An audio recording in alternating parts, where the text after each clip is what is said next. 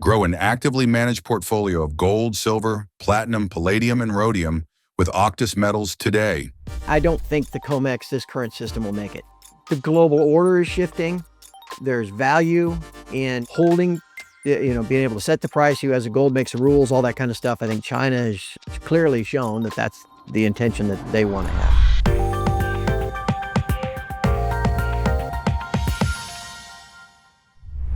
Hello again, everyone, and welcome to another edition of the Auctus Edge, where we look to give precious metals investors the edge they are looking for. I'm your host, Patrick Vieira.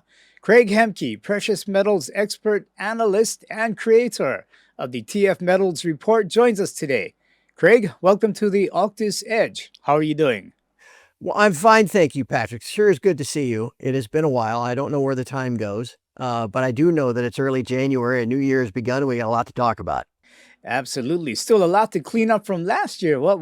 Depending on which side of the fence you are, either it was a big mess or a happy time. But so I guess we'll start with that. We saw the COMEX and deliveries come under stress last year in 2025. But before we get there and go a little bit deeper into it, I want to go way back here and let's just go back to where it all began, at the starting point of the COMEX. What was the COMEX built for? And then if you could, sum up what the COMEX has become today. You reminded me, I meant to do this over the holidays. I didn't get it done. I have all this, while I still have a thinking brain, because I'm going to be 60 this month. I've got all this stuff stored away in here, that I've learned and filed away over the last 15 years. I need to put it out like on a video and attach it to my site so that people know this stuff. Because I was at a wedding with my at a family wedding, and I was explaining all this to my brother. Once I get started, it spews out. So here we go. If you got anything you got to go do, Patrick, I got it from here for the next 5 or 10 minutes. No problem. There's a lengthy history here. U.S. citizens were not allowed to own gold. In 1933, became illegal. Right? And the U.S. confiscates all the gold. And the U.S. then, with their 25,000 tons, backs the dollar with gold.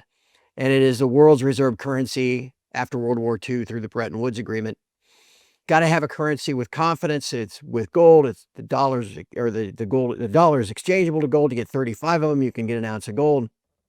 And as the world rebuilds after World War II, the dollar gets used in all this trade. And pretty soon you get countries have a store of dollars from international trade. They start swapping it out. And they would say, okay, we'll take the gold. Well, about like 1958, this is a real crisis. And there are hearings on Capitol Hill and, oh crap, U.S. already lost a third of those reserves. What are we defending the 35 swapping out? So by 1961, the U.S. says, well, we're not going to go this alone anymore. And they formed something called the London Gold Pool, which if you're not familiar with that, just Google that term. You'll read all about it. It was U.S. and 7 other countries pledged some physical gold in the London market. Anytime the price was pressured higher above 35, the 8 countries in the pool would sell some gold and push it back down with the idea that then if it gets below 35, they can buy it back. And this equilibrium is reached. And that worked for a while. It worked for 7 years. And then that gold was gone. And now all of a sudden, the U.S. only has whatever they left there with, 10 or 12,000 tons maybe.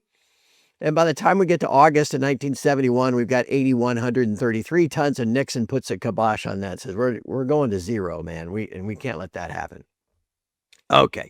Couple years forward, a law is passed allowing the U.S. Citizens to own gold again. That law goes into effect 51 years ago. On January 1st, 1975. What day did COMEX gold futures start trading? New Year's Eve, December 31st, 1974. Okay. I'm sure that's a coincidence. And again, WikiLeaks found all those memos, from the month of December of 74 from the U.S. Treasury to the UK Department of State and back and forth about how the dealers anticipate great volatility enough that it'll scare off people from wanting to hold physical gold. Now, then this is what the job has been for 50 years. Okay. So this is that long answer to your short question. So it is alchemy. For 50 years, investors around the world, and it even fools, big hedge fund managers like Druckenmiller and Dalio and the rest that even to this day own the GLD ETF for price exposure rather than the actual physical metal. And so they've done this alchemy. Oh yeah, own the ETFs, own the futures contracts, own the unallocated accounts. And they've taken a little point of gold and they've expanded it out like this with all the derivatives. Think of it like an upside down pyramid. Well, where we are now in 2026 is a process that began in March of 2022 when the US kicked Russia out of SWIFT and essentially froze, working on stealing, whatever, Russia's foreign currency reserves. Central banks around the world went, whoa, wait a second, time out. If we ever get sideways with the US, they'll do that to us too. And so they started swapping out some of their foreign currency reserves into gold. We've had record gold demand now for 4 years in a row. And that little pyramid at the bottom of the pyramid is just getting smaller and smaller and smaller to the point where all these derivatives are based off, in the end, they'll be based off of nothing. And that's the stress. That's why the gold price can't get smashed backward anymore. I mean, you notice it's just this steady upward movement, 20% rallies, then sideways, and 20% rallies, and then sideways. That's going to continue. And now we're seeing that in silver too, because of the supply deficit of the last, 4 or 5 years. And so that's where we stand with these derivative-based markets and pricing schemes. Will it make it through another year? I don't, probably. Who knows? I have no idea. There are other things coming this year that are really going to impact the trend in price and besides just this stress to the pricing scheme. So it's a good time to be long the precious metals. It was a great time last year, and I expect that to continue in 26. Yeah, it's a good explanation, Craig. I appreciate that. So basically, COMEX was never really built to deliver. It was more of No, just right. right. The physical market is in London, or at least, that's where it's been for 100 years. Now that it's moving around the world, Shanghai and Dubai and Singapore and the rest. But the way it was designed is you've got the trading desk of the commodity, the derivatives in New York, and the physical desk in London. And think of it working kind of hand in glove. This is why, you remember when JP Morgan was fined about $1 billion back in 2020, for spoofing and manipulating and all that kind of stuff. And a handful of those cats went to jail. And one of them was Michael Nowak. And Michael Nowak was the head of global commodity trading for JP Morgan. Well, not only was he that, but also on his resume, he was on the board of directors of the LBMA in London. Okay. So it's like hand in glove. Okay.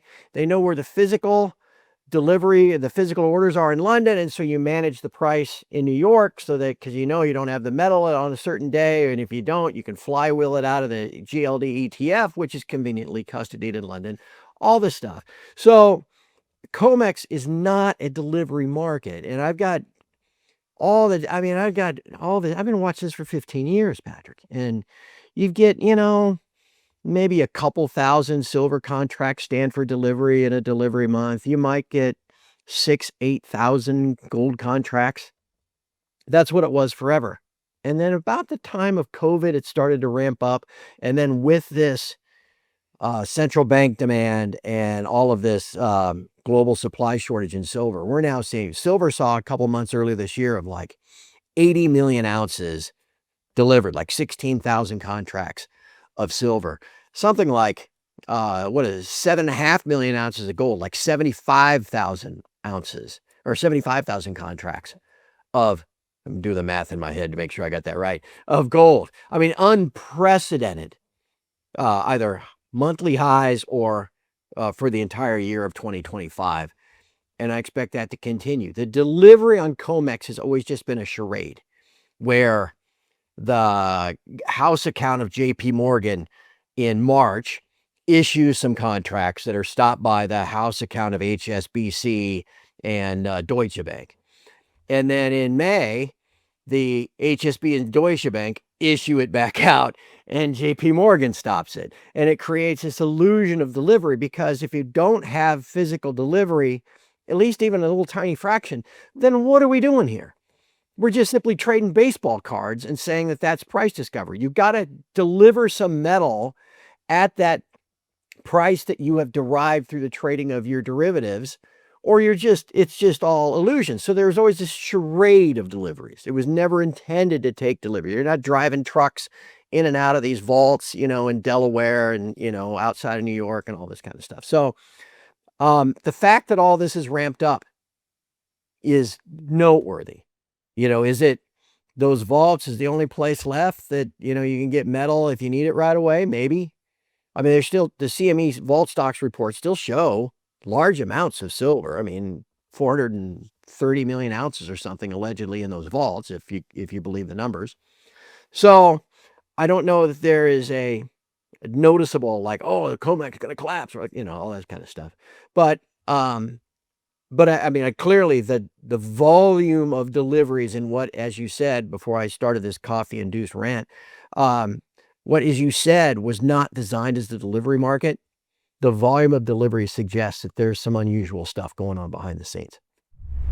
2025 saw some phenomenal gains in precious metals, and in particular with silver and platinum, gaining roughly twice as much percentage-wise comparatively to gold. Now, this may be the year for you to rebalance your precious metals portfolio. If so, contact us at www.auctusmetals.com and we'll help explain to you how you can do just that.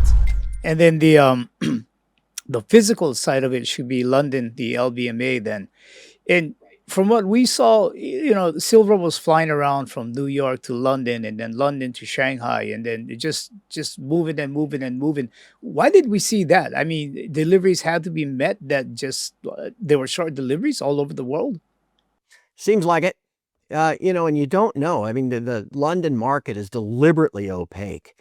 The LBMA, which is just kind of it's the London Bullion Market Association. It's not like an exchange. Okay. So it's just these banks and they kind of work together. It's this old antiquated system, and where they set a price twice a day that is supposed to be the international benchmark for gold for 12 hours at a time, or well, not really. It's like 6-hour break and then 18 hours. Anyway.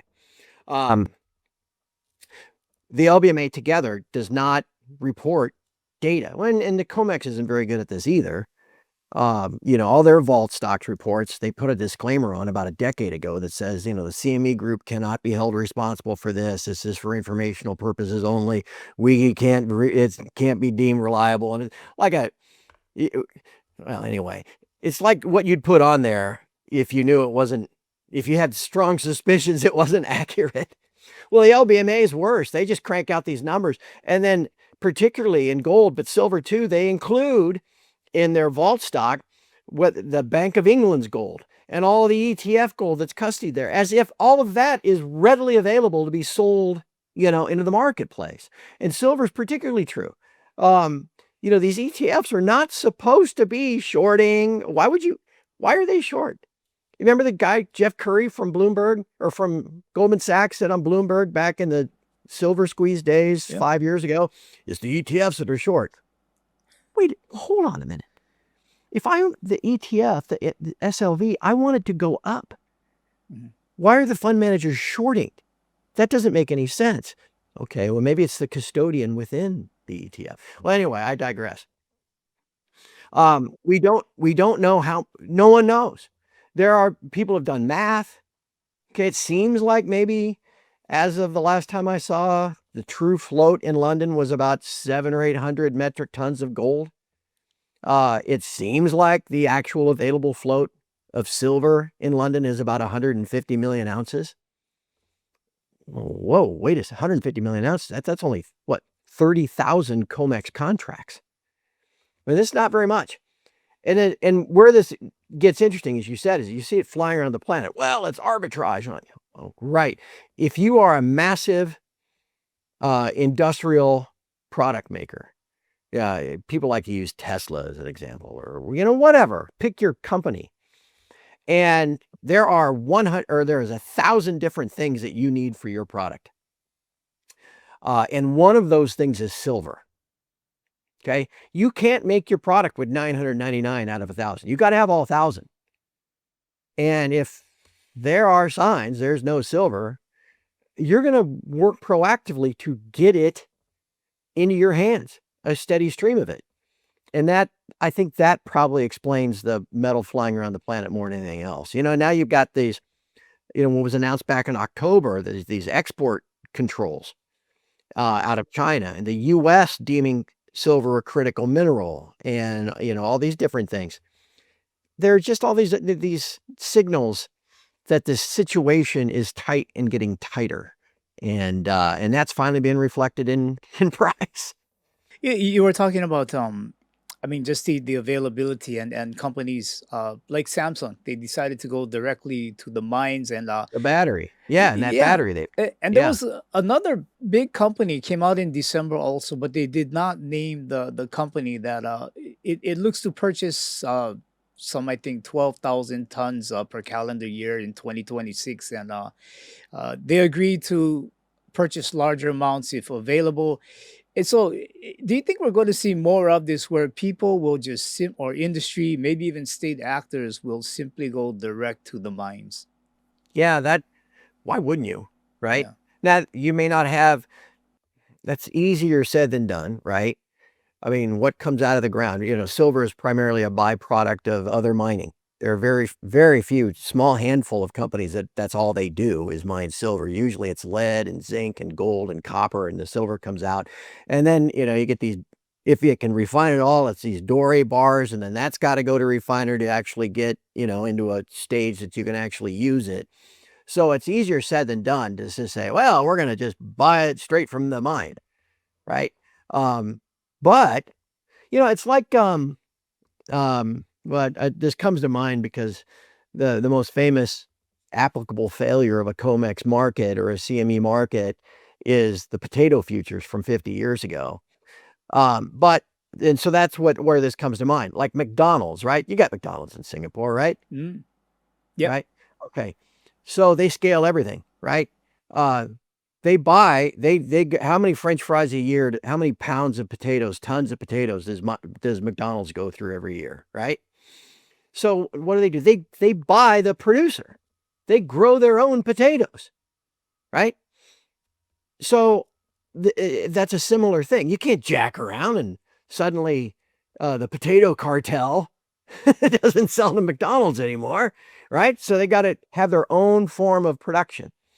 And that's what, if you are Samsung, and you think this new battery that can get you 500 miles on a charge is going to be the real deal and it requires a kilogram of silver, well, hell's bells. You're not going to make that battery if you don't have a kilogram of silver for each one.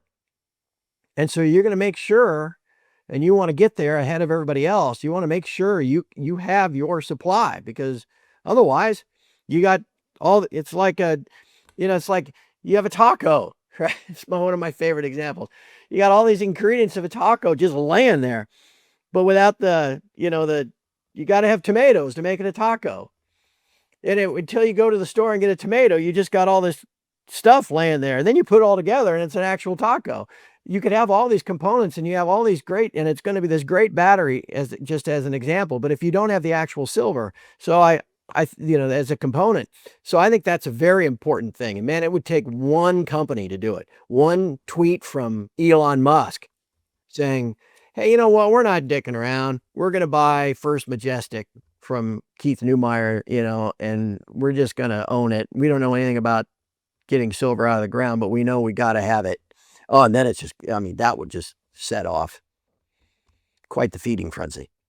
Yeah, no, that's another great point, because with this excuse me, the China and their limit on exports started this month. I think 60 to 70% of refined silver is going to be affected. The government has to basically give the okay.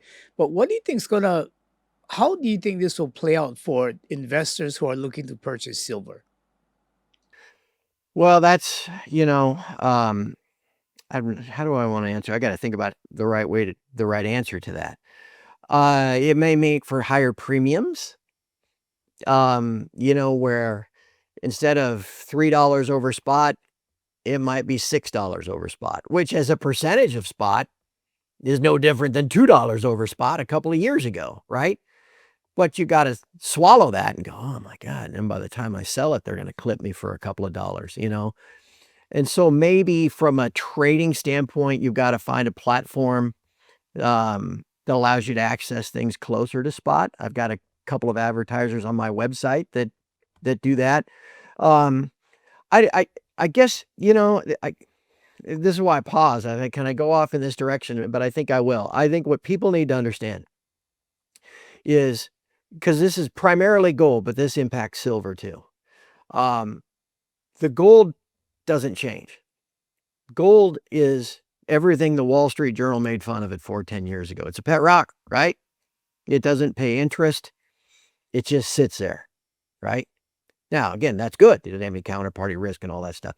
But the gold is just a measuring stick, and to a great extent, the silver is too.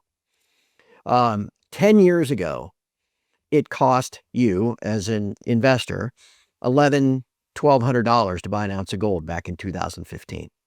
Okay. By 2020, it cost about $2,000, $2,100 to buy an ounce of gold. And by 2025, it's what, the end of 2025 was $4,200. Okay. The gold hasn't changed. It's not like the gold has gotten more efficient. The gold now has more pixels per square inch or something. The gold is just the gold. Okay. What's changing is the purchasing power of your fiat currency. It's requiring more and more of that currency to buy the same ounce of gold. And the same thing is true to a large extent for silver. And that's what people need to understand. Unless you think that suddenly in some wave of deflation, the global debt and the amount of dollars and euro and yen and everything that it takes to service said debt is suddenly going to reverse and collapse, which it's not. But unless you think it is, then give it another 5 years and gold's got, even under the COMEX pricing, another 5 years, gold will be $8,800 an ounce. Why wouldn't it be? So for people that are investing, we have to get over this hump that somehow it's expensive. No, gold's not getting expensive. Your currency is getting worth less. That's how you have to look at it. Maybe this has something to do with it, but years ago we heard that word bifurcation. You're going to have a paper price, you're going to have a physical price. We don't hear that word too much now, but we are seeing $72 per ounce of silver in the US, 85 in Shanghai, 90 in Dubai, and some reports of 100 in Japan, which later were proven to be incorrect. But why are we seeing this discrepancy not only between physical and paper, but now between what a country may bid silver to be? Well, you're seeing it, and we've seen it since October the 2nd in the actual markets, as we call it here in the States, with the spot price being in excess of the front month futures. Which is not how it's supposed to work. The spot is supposed, if you think of it as a ladder, the spot's here, the December silver is here, the March silver is here, the May silver is here, and there's a reason that you have this what's called contango, where the prices get higher the farther out you go in time. Instead, and in varying degrees since October the 2nd, so it's now 90 days, the spot price has been above the futures price, the nearby futures month. We're seeing it again even as we record this. It's 30, 40, 50 cents, as high as 80 cents last week. That is a real, well, it's a dislocation. It is, to me, it has always been a reflection of a lack of confidence that you can get the physical metal to place the trade that arbitrages that. Because if you're going to close that spread, you're going to buy the spot and sell the futures, right? You're going to buy in New York or I'm just in London, you're going to sell in New York, and that spread's going to close. Well, you got to exit. You're short now in New York. So you either have to provide some metal there. You got the metal that you bought in London, you got to deliver it in New York to close your short, or you just run the risk. The market keeps moving against you, and I don't want any part of that. And so this backwardation persists. That's, even in the traditional sense, a lack of confidence in the pricing scheme, and would suggest that physical supplies are tight. Then you go around the world. And again, if most of the investable silver, if you want to put it that way, these stockpiles are in London or even New York, then it would make sense that there'd be this premium in other places because you got to get it out of London. I mean, it's not like they mine a bunch of silver in Dubai, right? Someone's got to get it to Dubai. There are costs involved in all of this. And again, those higher prices away from that derivative-based, unallocated-based benchmark are showing you, again, that's just a sign of that stress. So, again, this is telling us that this is not 2011, and it's not 1980. And Price is telling you that as well. You know, we didn't go up to 48 and then go right back to 18. We went to 48, went to 54, horsed around for about 6 weeks, and now we're 74. But this is all telling you something, something new is going on here. And I think investors need to be aware of that, because if you want to buy physical metal and hold it as your protection against the madness of the money printers, the best, I mean, you just got to keep buying, and you just got to accept these prices. If you're sitting back waiting, well, I'm going to wait till it goes back to 35. Okay, well, we'll see about that. Yeah, I don't think this is the time to be doing that. COMEX, the year is 2030. What do you think the COMEX is going to look like by 2030? Will it still be around? Will it still be significant? And maybe even the LBMA, because it seems like it's more or less just a good old boys club. What would they look like? Well, the first thing that comes to mind, Patrick, is something you've probably heard me say before, right? Is it when I first became a stockbroker in 1990, there was a guy, I worked for Payne Weber. There was a guy there who even then was like this old sage named Art Cashin. Art passed away a couple years ago, but he was famous for saying, you don't want to go around predicting the end of the world because it's only going to happen once. Okay. You don't get a lot of credit. Hey, I was right all along. And, here comes a meteor. And all right. So that's not a real profitable way to do business. So I don't think you want to go around predicting the end of the COMEX either, because, the bankers and their politicians and everybody, they're going to try to make it, they have power. They want to keep on that power as long as they can. Now, that said, at the current rate of physical demand, if the global central banks decide that they become net sellers, if there's a massive global depression and manufacturing falls off a cliff and we get back to a silver supply surplus, well, these things are going to relieve the pressure that's on the pricing scheme now, that derivative-based pricing scheme. Like I said, that's a big triangle of all these derivatives based on a little point of physical metal. So if the supply trends change, then the pricing scheme is going to stay the same. I've said for 15 years, the best thing you can do is get your metal out of the hands of the bankers. Take physical delivery. Every ounce, Andrew McGuire and I used to talk about this all the time. Every ounce that you get in your hands is an ounce that they can't lever 100 times. I mean, think it's every ounce you take is, if it's 100 times leverage, that's one COMEX contract that they can't add to the mix on the short side to restrain price.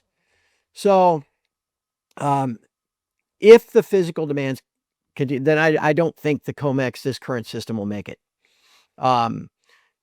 The global order is shifting. I think there's value in holding, being able to set the price. You as a gold makes the rules, all that kind of stuff. I think China has clearly shown that that's the intention that they want to have. I've wrote about it in my soon to be released annual forecast. The signs have been put in front of you since February the 2nd that the U.S. is considering a revaluation of its own gold reserves, so that Trump can get some cash from the Fed to fund his sovereign wealth fund and his Bitcoin fund and all this other stuff. So the U.S. picks a price. That doesn't mean that's the market price, but that certainly adds credibility to gold, as a measuring stick again. Well, then who's to say China doesn't pick a different price?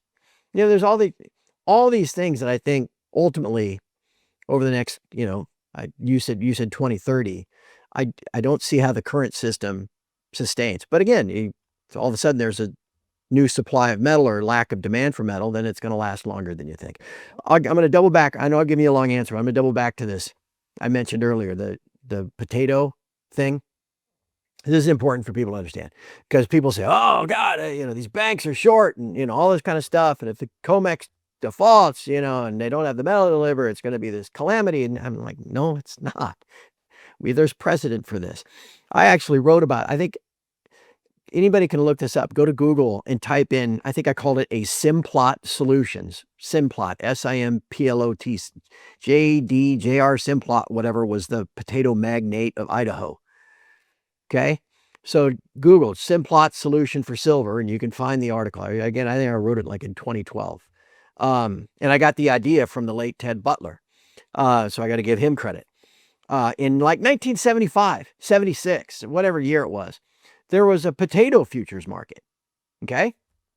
And again, on these commodity markets, the way they're set up, it's so that producers of any commodity, soybeans, cattle, potatoes, can sell forward their production.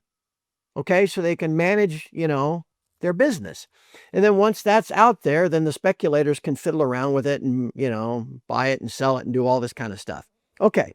But you've got to have the physical production, because you're selling it forward. Well, the Simplots in Idaho had done that. And they had sold forward into this main potato market their annual production. Well, guess what, Patrick? There was a crop failure. And there was no potatoes to deliver. Well, all right. The COMEX potato contra, main potato futures, I think is what it was, is how they called it, like light, sweet, crude, main potato futures, collapsed because they didn't have and it was a massive calamity and got mentioned in the Wall Street Journal for like 2 days. And then that was it, right? Everybody with the COMEX, I don't even know, was it the CME back then? Anyway, what they did is they just settled everybody out. All the shorts paid out to the longs at whatever night's closing price. It was this massive scandal. And then it just wasn't. And that's how this will ultimately end in silver too. It'll get away from, there won't be any silver to deliver whenever that comes. It's not coming tomorrow, but whenever it comes. And they'll just say, okay, you're short, you're long, the price is this, pay up, the shorts pay to the longs, and we're done. And maybe those are a bunch of banks and they get the cash from the Fed at the discount window or whatever, and it's just over with. And now the price is determined in trading physical in other parts around the world. But it'll be a one-time event. It won't be like this, the systemic risk is going to bring down the global banking system. No, it's not, man. No, it won't be. But that's coming.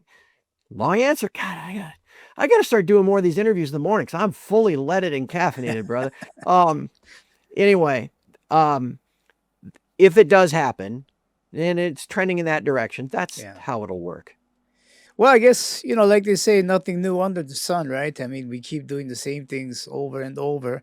2026 probably are your one or two things that have stuck with you for an outlook on 2026, besides maybe the revaluing of gold?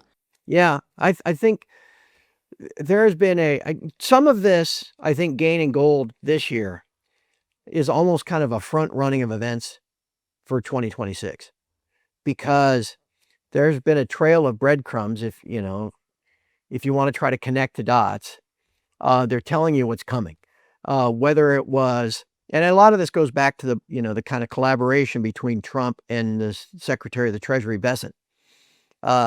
Bessent has mentioned what we need to do is a melding together of Fed and Treasury operations. He said that on a couple of different occasions. And you recall when Trump came into office, it was all about austerity, right? They were going to use Doge and they were going to trim $2 trillion a year in spending and balance the budget and all that stuff. And gradually everybody figured out that wasn't happening. And so as we went through 25, the messaging started to shift toward, we're going to grow our way out of it. We're going to have easy money. You've seen people refer to this on Twitter as they're going to run it hot like you've never seen. And that's what they're going to do. It's funny that people, you look at the Fed funds futures market and they're basing how many cuts there's going to be in 26 based on what Powell said at the December FOMC. Well, who gives a crap what Powell says? He's getting kicked to the curb in May. It doesn't matter what he says. Yeah. Trump's going to put a yes man in there, one of these Kevins, and he's going to do what Trump wants, and they're going to cut the Fed funds rate. And then once they do that, we'll see what happens on the long end. If the long end starts going up, well, then Besson's melding of Fed and Treasury together means that they're going to jawbone or actually do asset purchases to cap the long end at, say, 4%. Now you're enshrining negative real interest rates as far as the eye can see. And that's the most, hands down for decades, the most bullish scenario for gold. And I think they've been telling you this all year that this is coming, but everybody just gets, oh, got to see what's going on today without stepping back. And, oh, I remember that now. And it goes back to, again, February, it was Sunday, February the 2nd. So almost a year ago. And Trump's in the Oval Office and he's signing he's got Lutnick on one side and Besson on the other. And he's signing an executive order to create a sovereign wealth fund, which they still haven't done, but he signed the executive order. And he, about 5 minutes into him little press conference, he says, yeah, Scott here's got something he'd like to say about that. And Besson kind of looks around, it's like, the old thing about, I was told there wouldn't be math. Besson kind of looks around like, I didn't know I was supposed to speak today. So he kind of steps into next to the desk and he says, yeah, we're going to stand this thing up and we are going to monetize the asset side of the balance sheet for the American people. And everyone went, whoa. What's that? He then tried to walk that back. He said, well, I said mobilize. No, you didn't. You said monetize. No, we're talking about national parks and office buildings. Yeah, sure you are. If you go back and look, gold was about $2,800 back then. And now it's 44. So. All righty. Craig Hemke, you've given us some solid and anchored insights. And can you tell us how the good people out there can follow more of you and your work? All right. Well, if you can see this sign behind me, tfmetalsreport.com is my site. We've been doing it now for over 15 years. So I've become like this maven, schoolyard cop type person who's been around the block a few times and has seen a few things and remembers a few things. So I've got a little different perspective, historical perspective, than a lot of the folks that suddenly are silver analysts because the price has gone up. So we try to analyze that every day for all the members and subscribers of the site. That's always a great daily discussion as well. It's $20 a month, so it's about 60 cents a day. I think it's money well spent. I encourage everybody to stop by later this week or visit my Twitter profile at TF Metals on X. I will have by Wednesday what I call my annual macro cast published. I've been working on it for a couple of weeks. It would be a free post. You can go there and just click on it and read it and see what, see where I think. And again, I write it for myself so that I can remember what I was thinking in December and January. So I realized why I got so much stuff wrong by the end of the year. But if you find that stuff useful and interesting, stop by the site, click it and read it, and then consider subscribing and being a part of the community, because I'm pretty proud of how we all work the site and interact with each other and provide great information every day. Yeah, absolutely. I think known you for quite a few years now, and you're really one of the go-to guys that I absolutely trust. And I also trust that you are not the AI silver guy or whatever his name is. We're really over the edge into the abyss with the AI when all of a sudden there's an AI Craig Hemke out there. Because that's probably coming. They'll take a video of me and make it in my voice say something outrageous. Craig Hemke says silver's going back to 12. So anyway, yeah, you've got to be really careful with that stuff, because these AI programs, just even Grok, just all they do is scan the internet, and it becomes like a feedback loop. I like to joke, I could declare myself Superman. Say, Craig Hemke in the heart of America is actually Captain America. Yes, no, that's not mythology. It's not a cartoon. It was based on him. And he keeps all of his shield and all his costumes in his closet. And it's there. And if I could get enough people on the internet to retweet that, say, yes, I don't know if you know this, but Captain America is real. Then AI, you could go to Grok and type in, is Captain America real? And Grok will say, reports suggest that Captain America is real and he's living in the heart of the U.S. just simply because a couple of people repeated it over and over. And you see this crap in the discussion about silver. Somebody will say something, and then everybody just believes it because they see it all over. And then you get the AI generated robot channels that then stay. Like, remember there was a thing said, JP Morgan had sold all their silver and gone long, and they suddenly had 700 million ounces and all this stuff. And it just had happened, and none of it was verifiably true. But people had seen it enough, and then it got picked up by the Economic Times of whatever as a report, and then all of a sudden Grok sees it on the Economic Times, and there are reports that JP Morgan is, and then everybody just believes. You really got to be careful. Yep. To what you, and so anyway, tie this back to my side. I think there's some value to what we do and the years of experience I have of watching this stuff. Yeah, no, there's a lot of value with what you do, and with that, I do hope we can do this again soon. I wish you all the best this coming year, 2026, and we'll see where things go. That we shall. Call anytime, my friend. It's always fun to get caught up. All right, thanks again, Craig. Appreciate it. That was Craig Hemke from the TF Metals Report, sharing his insights on the markets and metals. If you want more info on precious metals and insights, or you would like to know more about optimizing your portfolio, please do visit us at www.auctusmetals.com, and please do subscribe to our YouTube channel and give this video a thumbs up.